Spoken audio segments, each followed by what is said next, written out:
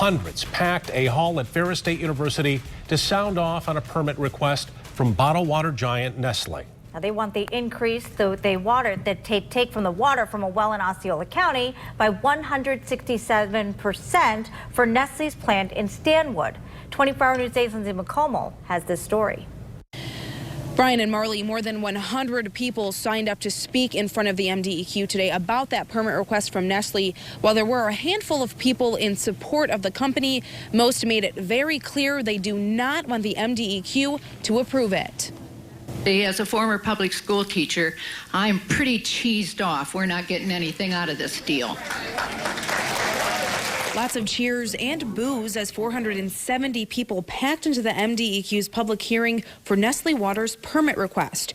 The company wants to increase the water they can take from their well in Osceola County to 400 gallons per minute, an increase of 167%. The president for Michigan Citizens for Water Conservation told the crowd the company is already hurting the area wetlands. Our riparian members are finding problems with their wells, their ponds are drying up, their associated wetlands changing character, and all of this after only a withdrawal of 150 to 250 gallons per minute. While the majority spoke against the proposal, a handful came to show support for Nestle.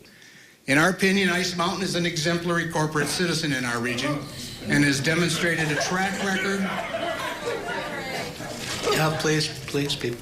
Because we live here. The MDEQ says they have to follow the law, and the amount of comments they receive won't actually impact their decision. But those at tonight's hearing say their potential approval will not mean the end of public outcry. Should the Department of Environmental Quality decide to approve this permit, that shouldn't make it be over.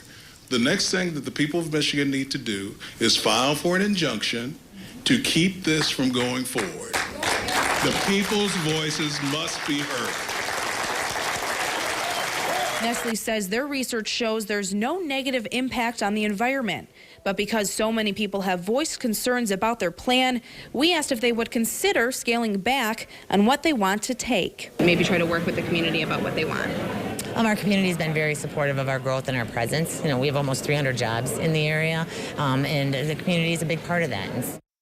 Now, in addition to tonight's public hearing, the MDEQ is still accepting comments online. We have information on our website, woodtv.com, about how you can make your voice heard. The deadline for those comments, though, is April 21st, and after that, the MDEQ will review everything before making a final decision on this permit request from Nestle, which, of course, is something we will continue to follow very closely.